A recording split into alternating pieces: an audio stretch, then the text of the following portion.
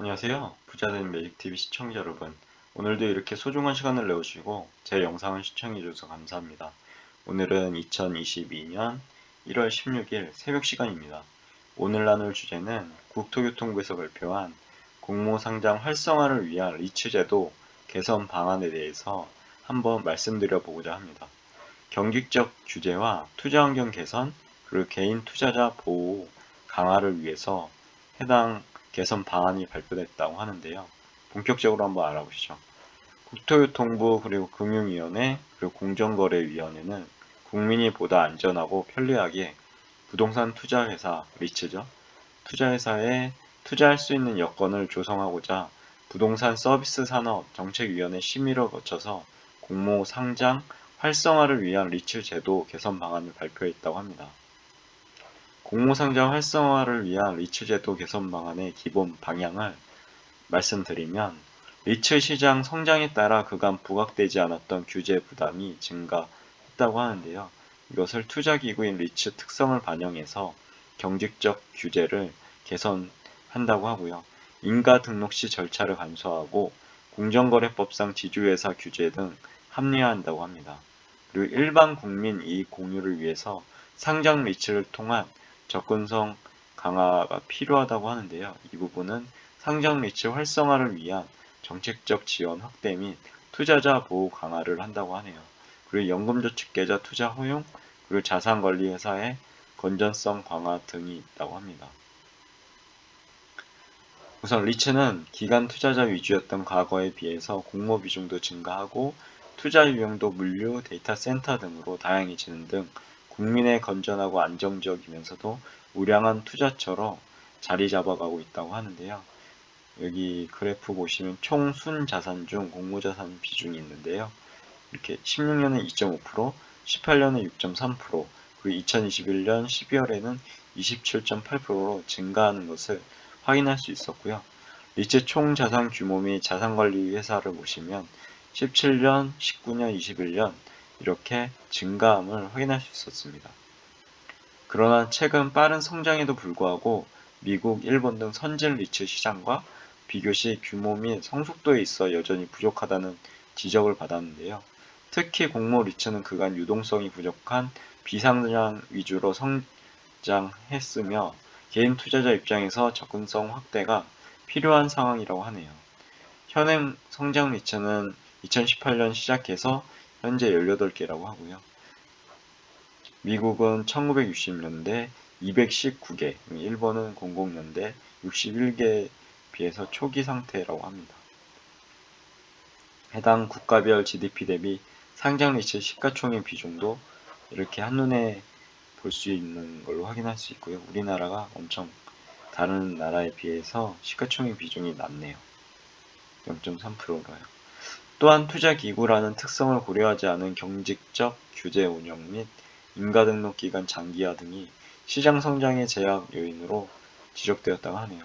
이에 따라 정부는 공모, 상장 리츠 운영 및 자금 모집 관련 애로를 해소하고 업계에 상장 요인을 부여함으로써 그간 자본력이 있는 기관에 전유물로 여겼던 우량 리츠에 대한 투자 기회를 일반 개인에게 확대하는 한편 리츠에 대한 신뢰 제고를 통해서 비전문 일반인도 안심하고 투자할 수 있는 환경을 조성할 계획이라고 합니다. 이 부분이 참 반가운 소식인데요. 이 말은 즉슨 좀 더 개인적인 그 투자처가 더 확대됨을 말하는 거고요.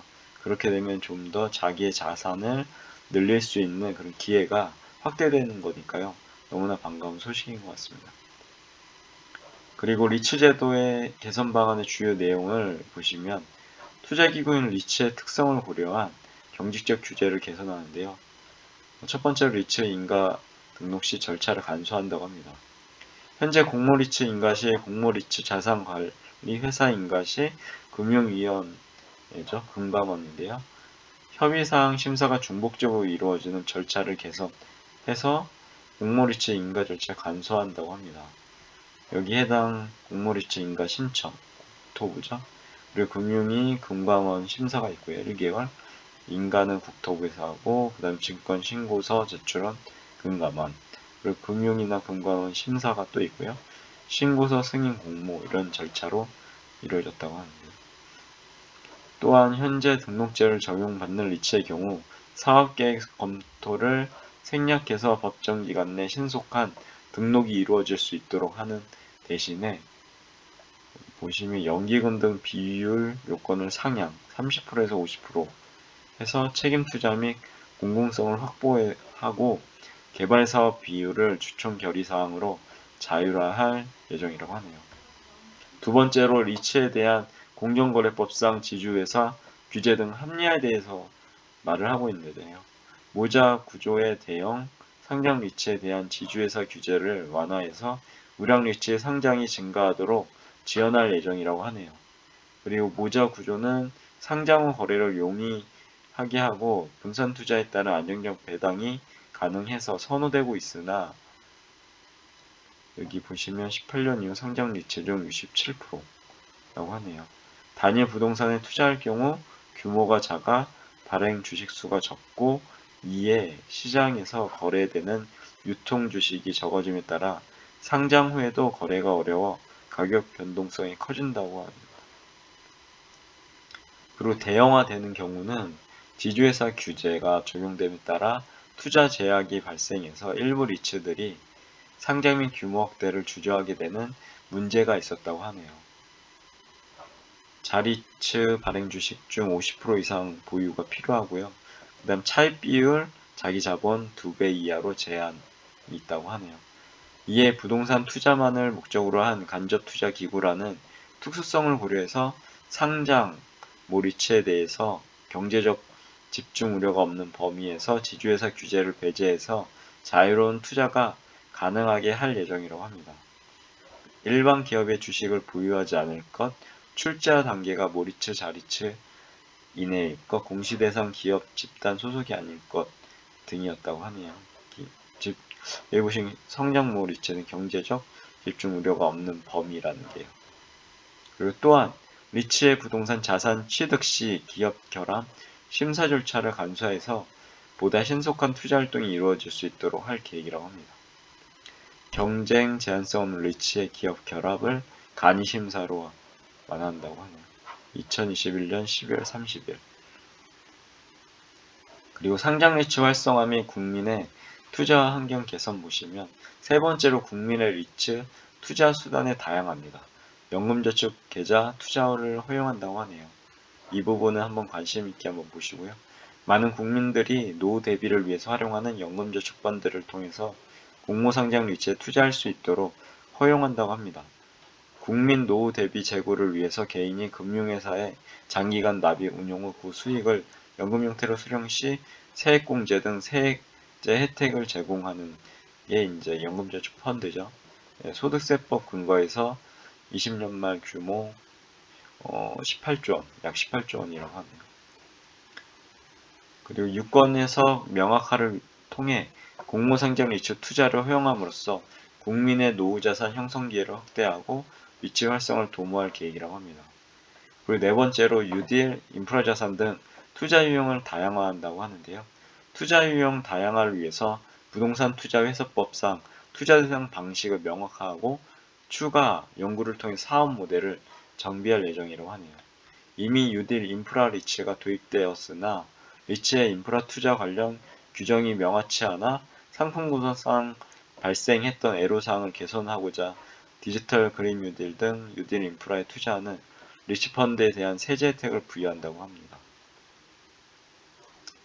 그리고 사회 기반 시설도 부동산 투자인 경우 리츠가 투자할 수 있는 부동산 자산에 포함될 수 있음을 명확화한다고 하고요. 개발 수익, 매각 차익, 임대 수익 목적 등 투자라고 하네요. 해당 부동산 투자가요. 그리고 대출 방식 투자 규정을 보완해서 인프라 투자에 일반적으로 활용되는 사업 시행 법인 SPC라고 부르죠. 해당 법인에 대한 대출이 가능하게 할 예정이라고 합니다. 다섯 번째로 정책기금 등 상장 리츠 앵커 투자 확대 지원이라고 하는데요. 앵커 투자, 잠시 앵커 투자로 보시면 금융기관, 공적자금, 연기금 등이 리츠의 최대 주주 앵커가 되어 자금 조달과 자산의 관리 운용 지원함으로써 리츠의 신뢰성을 높여주는 형태라고 합니다.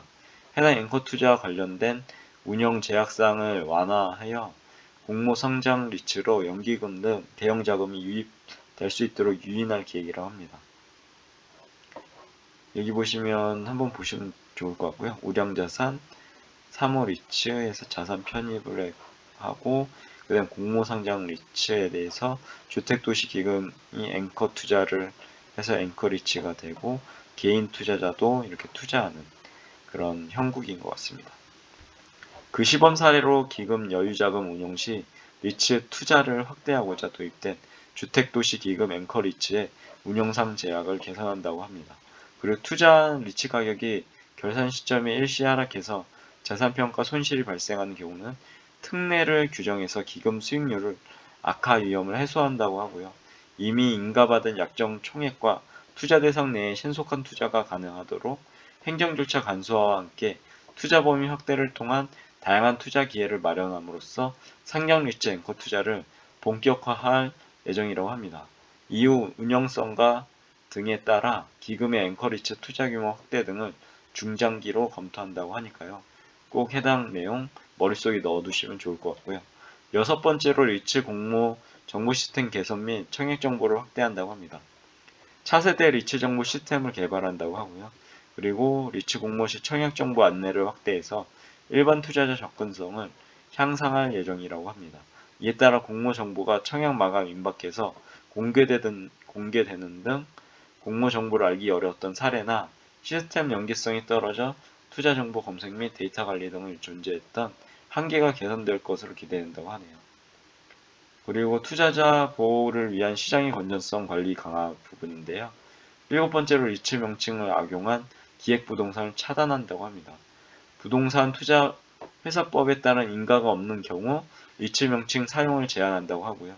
리츠를 사칭한 기획부동산 등 교란 행위를 차단한다고 합니다. 그리고 피해 증가에 따라 리츠 신고 상담 센터를 도입했으나 법적 제재가 난해해서 실효성이 부족했던 문제가 해결될 것으로 기대된다고 합니다. 이 부분은 참 기대가 많이 되는 부분이네요. 그리고 여덟 번째로 자산관리회사 AMC라고 부르는데요. 해당 회사 등 건전성 강화를 한다고 하네요. 산업성장에 따른 자산관리회사의 급격한 증가에 대응해서 투자자 보호를 위한 전문성 건전성 관리를 강화한다고 하고요. 그리고 자산운용 전문 인력에 대한 주기적 보수 교육을 도입해서 최초 교육 후 별도 교육이 없어 전문성 약화가 우려했던 부분은 문제를 해소한다고 합니다. 그리고 자산관리 회사가 자신이 관리하는 여러 투자기구, 리츠펀드, PFV 등이 있는데요. 해당 투자기구 간의 자산 거래에 대한 제한 규정을 보완해서 이해충돌을 방지한다고 하고요. 자산관리회사에 대한 감독기관 실용조치 및 공시하게에서 정보 비대칭을 완화하고 경각심을 제고를 통한 자정효과를 도모한다고 하고요. 그리고 자산관리회사 난립으로 인해서 과당 경제 시장 가열을 예방하고자 3년간 리츠 미수탁 시 인가 반납 규정을 2년으로 강화했다고 합니다. 그리고 자기관리 리츠도 그간 지적된 경영 개선 필요성에 대해서 기존 전문 범위 내에서 타 투자기구, 자문관리 등 업무의 다양화를 유도해서 재무 건전성을 제고할 수 있도록 할 계획이라고 하고요. 이에 지난달 당초 2021년 1몰 예정이라고 하는데요. 이 공모 리츠 배당 소득에 대한 저율 9%죠. 분리과세 및 리츠의 취득세 중과 배제도 각각 연장됨에 따라서 세제 지원도 지속될 방침이라고 하네요. 2024년까지인 것 같아요. 그리고 국토부의 금융위 그리고 공정위는 연금저축의 상장 리츠 투자를 상반기 내에 허용하고 지주회사의 규제 배제 및 인가 등록 절차 개선 등을 위한 법령 정비도 차질 없이 진행될 수 있도록 하겠다고 밝혔다고 하고요. 그와 함께 공모 상장 리츠는 국민소득 증대를 위한 우량 투자 기회를 제공하고 특히 퇴직세대의 안정적 소득원의 역할이 가능하다며 앞으로도 경제 활동의 기반이 되는 상업용 부동산 인프라 확충 등 생산적 방향으로 시중 유동성을 유도하고 그 성과를 국민에게 장기간 안정적으로 공유하는 그런 수단이 될 것을 기대한다고 밝혔다고 하네요. 이 부분은 참 앞으로도 기대가 많이 된 것 같습니다. 기대가 될 것 같습니다. 개인적인 관점으로요. 그리고 별점으로 공모 상장 활성화를 위한 유치제도 개선 방안도 있다고 하네요.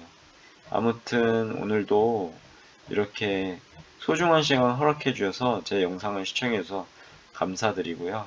어떻게 오늘 영상 도움이 되셨는지 모르겠습니다. 새로운 그런 투자할 수 있는 기회가 이렇게 리츠제도 개선 방안으로 나왔으니까요. 꼭 관심 있게 한번 지켜보시고요. 이것을 투자라고 말씀드리는 것이 아니라요. 하나의 투자자의 관점으로 하나의 투자처가 이렇게 개선됨은 더욱 좋은 소식이 아닐까 생각되어지네요. 아무튼 오늘도 이렇게 좋은 시간 이렇게 함께 해주셔서 감사드리고요. 오늘 영상은 여기까지입니다. 오늘 하루도 건강하시고 행복한 하루 되시길 기원하면서요. 영상 마치겠습니다. 이상입니다. 감사합니다. 좋은 하루 되세요.